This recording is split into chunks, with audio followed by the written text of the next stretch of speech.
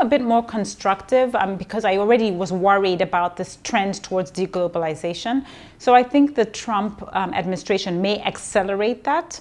I think that, you know, a lot of the newscasting and the way that they talk about Mr. Trump maybe is very cynical about what his prospects are.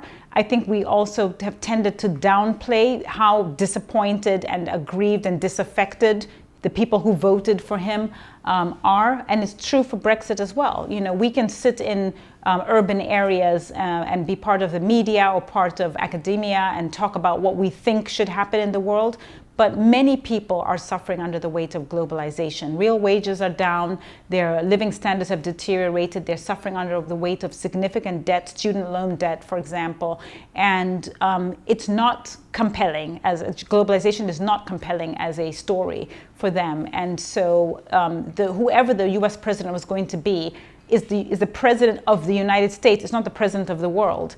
And so as much as I may not like it because I'm a global citizen and I would like somebody to pay for broader public policy, policing the sea lanes, etc., I think in order for us to move forward in a constructive way, we need to appreciate that it's not sustainable. The United States is borrowing a lot of money from foreign countries like China. China is a poor country. Why is America borrowing from China?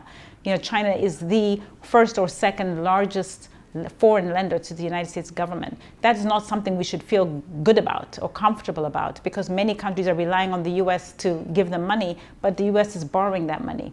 So it's those type of models that I think have come underweight. I also tend to think that sometimes we need a big shock in order to move us into a different direction, much in the way the financial crisis did, and maybe Mr. Trump, for all the comments and the negative statements that he's been associated with, maybe Mr. Trump will be that shock that will now help us to focus more generally about equitable improvements in living standards for everybody, not just for a small group of people who benefit from globalization.